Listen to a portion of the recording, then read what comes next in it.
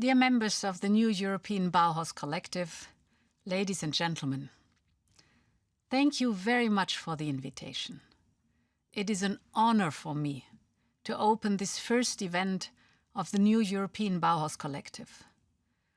I am very happy to have such a strong, diverse and competent group of organizations and people that support the new European Bauhaus initiative. With the creation of this collective, you did exactly what we had in mind when we launched the project. Bringing people together from different backgrounds and disciplines. Not only to amplify good ideas, but also to create a better future for Europe and our planet. Why is this so important? Let's take some minutes to look back at the original Bauhaus that was founded in Weimar and Dessau. You all know it quickly developed into a worldwide movement.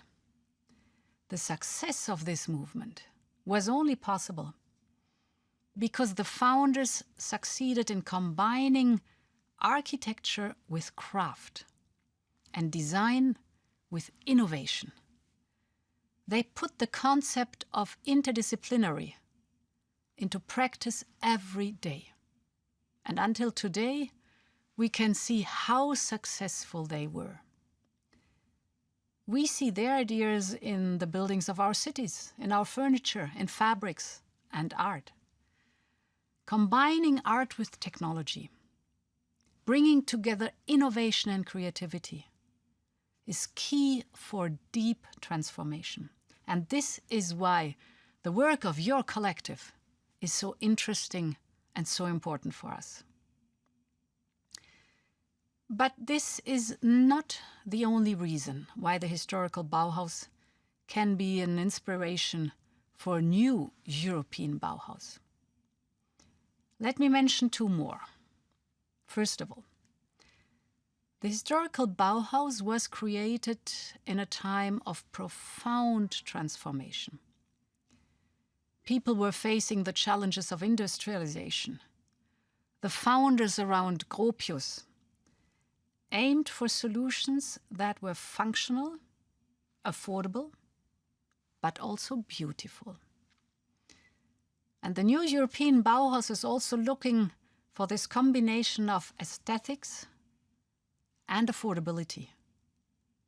But we want to add a very important third element: sustainability. The new European Bauhaus wants to match sustainability with style. We want to show that sustainable solutions can also be beautiful. The new European Bauhaus brings a cultural element to the European Green Deal. It wants to make the European Green Deal a tangible, touchable experience and bring it closer to the people. The third inspirational element of the historical Bauhaus is that it boldly promoted new materials like steel and cement. Today, we also need to look into new and sometimes old building materials.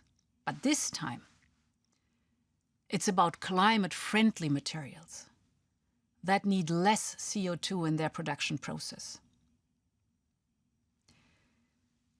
The new European Bauhaus wants to accelerate the transformation of the built environment.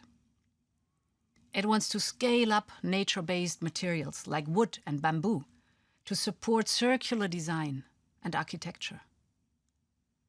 Buildings are responsible for 40% of our energy consumption. Only if we manage to change this, we have a chance to keep global warming below 1.5 degrees. If we succeed, we will come a great deal closer to our big European goal, to become the first climate-neutral continent by 2050. To achieve this, we also count on your support and on your concrete contributions. You are at the forefront of developing the new materials and processes. You are the decision makers on new buildings and renovations in your cities. You are planning and designing houses, schools, and hospitals. You can make this change happen and bring the Bauhaus to a new era. As you know, we are still in the so-called design phase of the project. Our concept is not ready yet. We want to shape it together with all people interested and together with you. We see some trends already emerging, and one of the most important trends is the focus on renovation and reuse of buildings. In the future, it should be an exception that a building needs to be scrapped. We should use our resources in a more responsible way.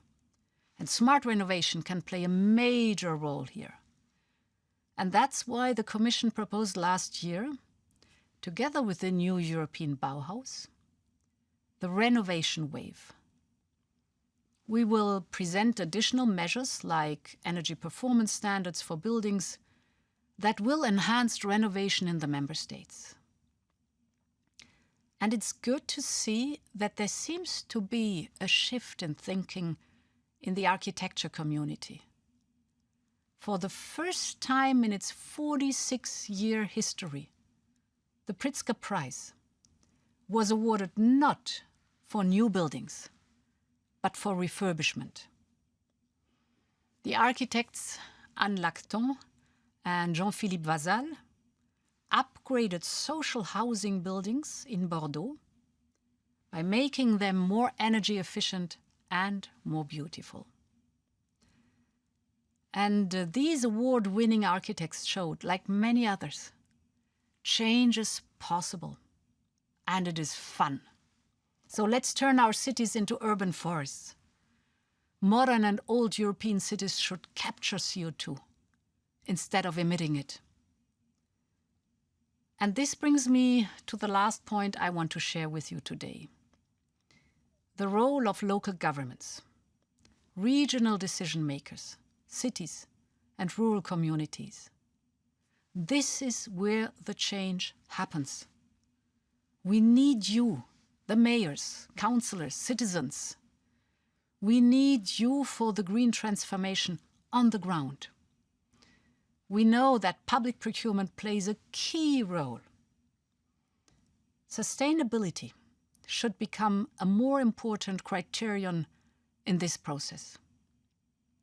We will make proposals on this later this year. There are already so many good examples for green transformation in cities and villages all over Europe. We want to give them visibility and use them as an inspiration for others. I want to thank you again for your support and your contributions to this initiative. I also want to encourage you to participate in the new European Bauhaus Prize that we launched last week. The good news is you still have some more weeks to apply with your projects. We are very much looking forward to get your feedback from the workshops that you will have today. It will be a valuable contribution to the design phase. And your spirit will help us to shape the concept of the new European Bauhaus. Thank you very much.